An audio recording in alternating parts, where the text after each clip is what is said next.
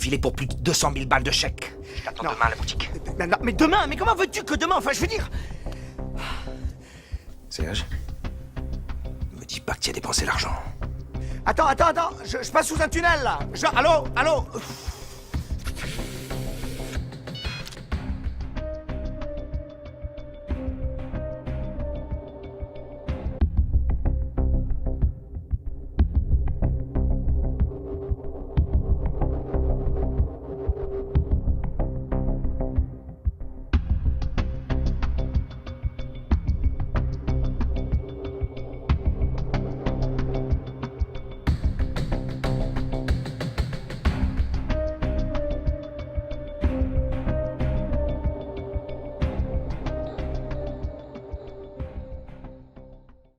Bonsoir Marcus, je suis juriste depuis une vingtaine d'années et tu m'as demandé d'examiner pour toi un contrat de prestation de formation, un règlement qui lui est annexé, différents documents d'échange écrits et également des relevés d'identité bancaire des documents financiers. Donc j'ai bien regardé ces documents et notamment le contrat et je dois t'avouer, dans un premier temps, si je me suis demandé si ce contrat était sérieux, si c'était pas une blague. Tout simplement parce que certaines phrases ne sont pas exprimées en français. Elles ne veulent clairement rien dire. Donc c'est vrai que dès qu'on jette un petit coup d'œil et qu'on est un professionnel, on se rend vite compte que ce contrat n'est pas sérieux. Donc je me contenterai de citer Victor Hugo. La forme, c'est le fond qui remonte à la surface. Ici, la forme est vraiment très médiocre et le fond l'est tout autant, malheureusement. Alors pour parler du fond, justement.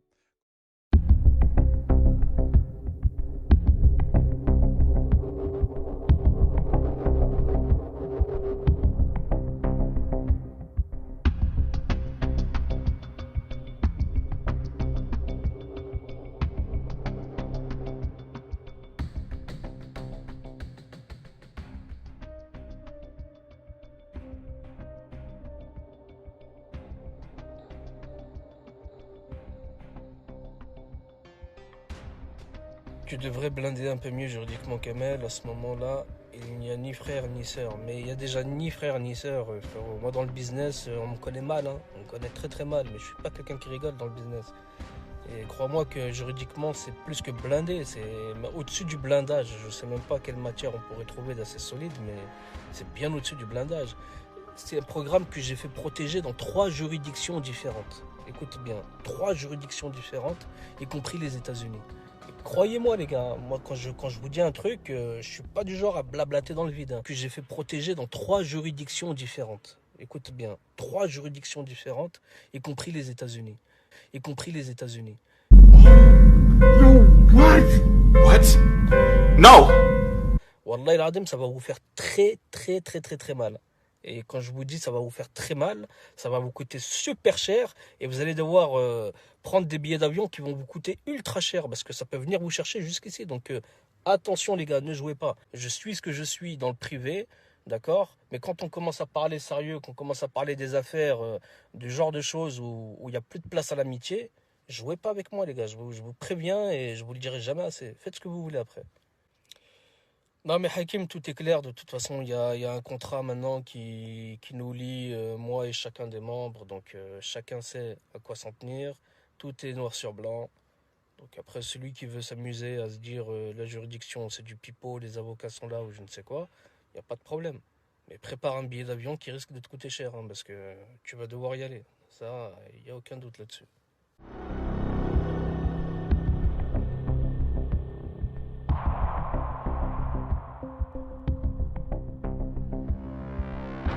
Donc j'ai bien regardé ces documents et notamment le contrat et je dois t'avouer, dans un premier temps, si je me suis demandé si ce contrat était sérieux, si c'était pas une blague. Je me suis demandé si ce contrat était sérieux, si c'était pas une blague. That was excellent. I was excellent. You know,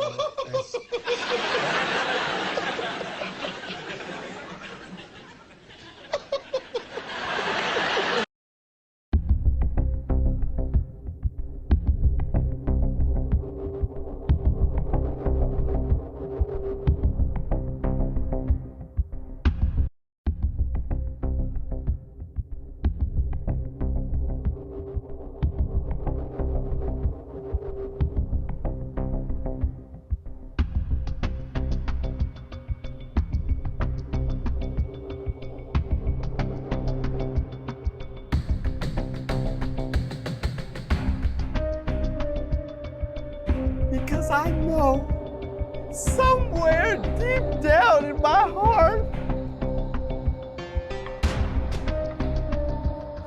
I still love you.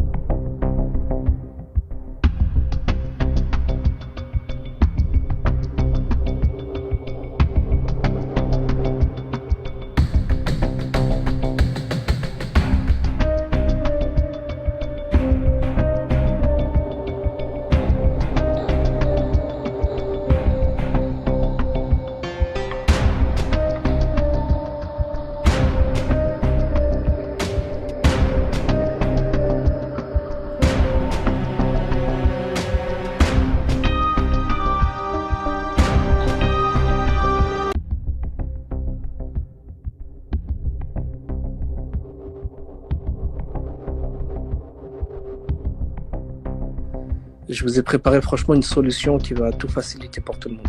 Mais vraiment, un truc costaud, du très très lourd. 50% c'est déjà plié en fait. Il reste les 50% restants, c'est pour bientôt. En fait, ça va être le recrutement d'une équipe que je vais monter là-bas sur place et qui vont s'occuper exclusivement de tout ce que vous allez, de tout ce dont vous aurez besoin en termes de service, quoi. Donc c'est aussi bien sur vos commandes que le suivi du transport, de tout ce qui tournera en fait autour des commerces que vous mettrez sur pied.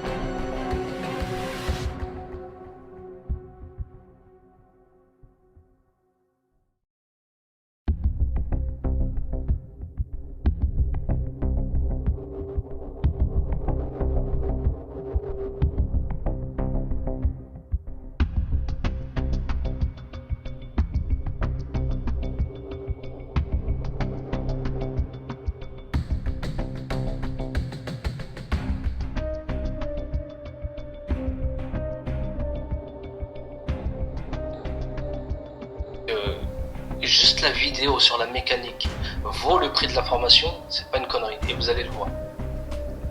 Vous allez le voir. Et sachez que dans la version améliorée,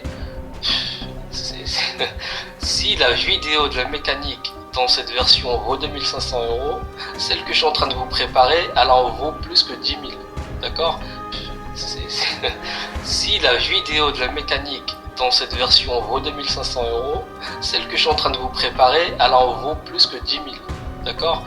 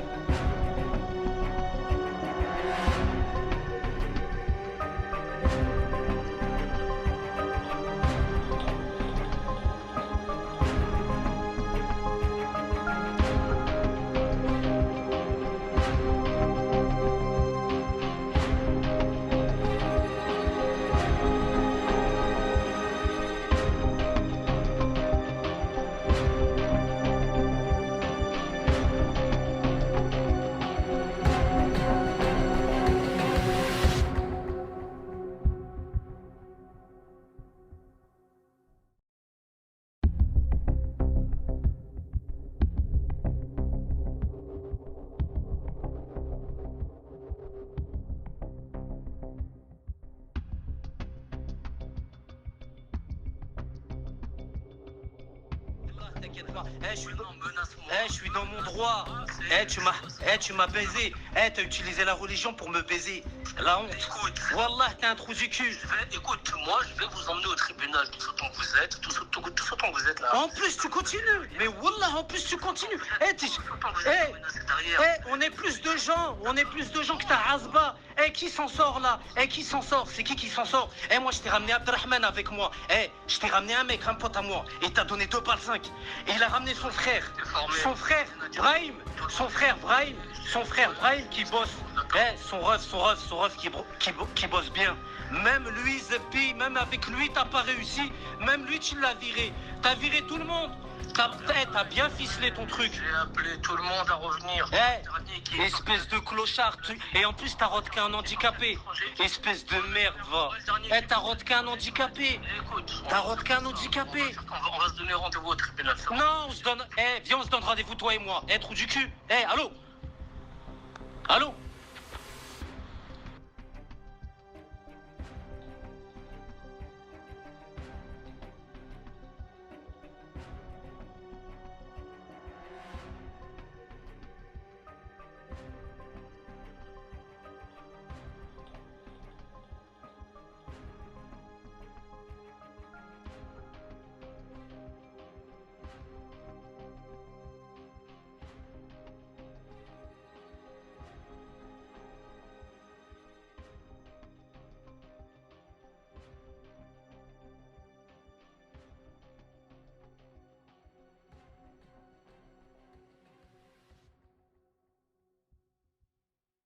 Alors, un staff organisé de manière pyramidale, c'est-à-dire très hiérarchique, avec en haut de cette pyramide qui commande le tout, l'admin, qui a tout pouvoir, mais également le super modérateur, le modérateur et l'ensemble du staff. Alors, qu'est-ce qu'on nous dit sur ce staff? On nous dit rien. On nous dit qu'ils ont tout pouvoir, mais on nous donne aucun élément d'identification. Alors, je prends un exemple.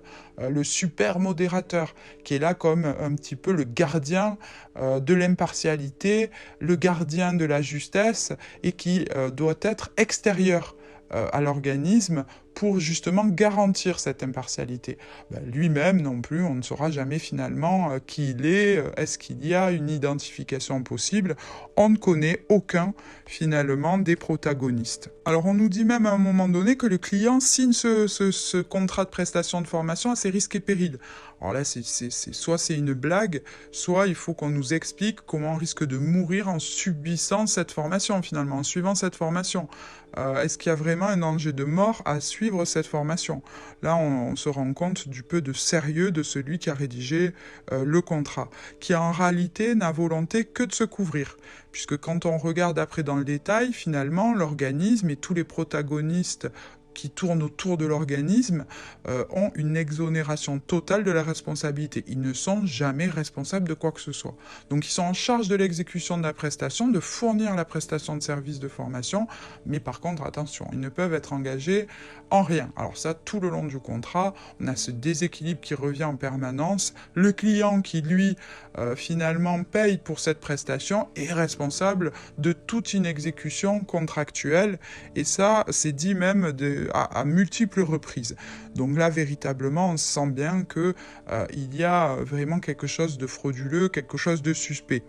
Ensuite, on nous dit que le client, lui, par contre, il a un certain nombre d'obligations. Il n'a qu'un droit, celui de pouvoir résilier ce contrat avec un préavis de 10 jours. Alors là, on se rappelle que le contrat, il fait 5 ans. On se demande pourquoi. Donc le stagiaire, lui, finalement, il aura un certain nombre d'obligations. Alors il a l'obligation déjà qui est de donner toute copie de ses opérations professionnelles. Alors sans parler du problème de confidentialité bien sûr que ça pose, on se demande bien pourquoi toutes les opérations professionnelles du stagiaire devront être communiquées, ainsi que son cabis. Il y a une règle également qui ne doit pas avoir d'associé à cette société. Alors là vraiment, on voit bien clair que ce sont des restrictions de liberté qui n'ont aucun sens, si ce n'est avoir un contrôle du client, ce qui est totalement interdit.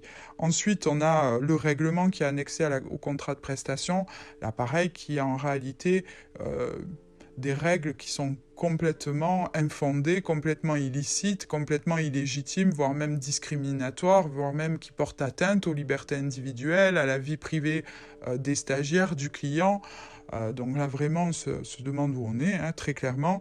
Interdiction de parler, interdiction de prendre part à une discussion, interdiction de poser une question si elle a déjà été, des choses qui n'ont pas de sens, interdiction de prendre contact avec un stagiaire qui aurait été exclu. Donc là, carrément, on se mêle de notre vie privée. Interdiction de fournir des informations personnelles. Donc là, finalement, on dépersonnalise l'individu, on le tue en tant que tel, en lui disant « tu n'auras aucun trait de caractère », ce qui semble quand même assez impossible. Si on veut partager au niveau professionnel, il faut quand même partager ses expériences, pouvoir être libre de le faire. Interdiction d'avoir un problème de matériel. Donc là, pareil, même si c'est un aléa extérieur à notre volonté, on risque l'exclusion du stage. Interdiction d'avoir un problème de micro. Alors le plus fort, c'est l'obligation du client de prendre connaissance régulièrement de ce règlement, parce qu'attention, il peut être modifié à tout moment, mais celui qui le rédige n'a pas à vous le dire et à le porter à votre connaissance. Hein. Non, c'est au client d'aller se renseigner si le règlement il est modifié.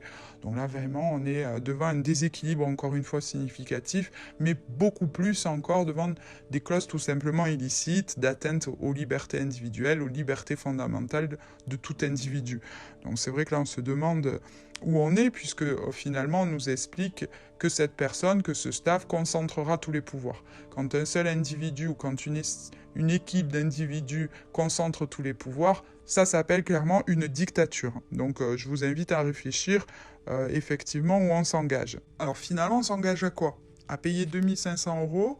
On nous fournit un relevé d'identité bancaire qui n'est pas fourni dans le contrat en lui-même, c'est-à-dire par d'autres moyens écrits. On n'a aucun renseignement sur la personne, la physique, qui est mentionnée sur le relevé d'identité bancaire à qui on paye la prestation. Là aussi, le caractère frauduleux finalement de l'opération laisse peu de doute. Ajouté à l'adresse américaine qui peut être louée comme une boîte postale sur Internet, c'est vrai qu'il y a un faisceau d'indices qui nous conduit doucement mais sûrement vers une infraction pénale constituée. Alors c'est laquelle cette infraction pénale? C'est tout simplement l'infraction pénale d'escroquerie qui est prévue par l'article 313-1 du Code pénal que je vous invite à consulter et qui prévoit un emprisonnement de 5 ans. Lorsque cette infraction est commise en bande organisée, nous risquons là 10 ans d'emprisonnement, puisque nous sommes face à des facteurs aggravants. Crois-moi que juridiquement, c'est plus que blindé, c'est au-dessus du blindage. Je ne sais même pas quelle matière on pourrait trouver d'assez solide, mais c'est bien au-dessus du blindage. C'est un programme que j'ai fait protéger dans 3 juridictions différentes. écoute bien, 3 juridictions différentes, y compris les États-Unis. Et croyez-moi les gars, moi quand je vous dis un truc, je suis pas du genre à blablater dans le vide.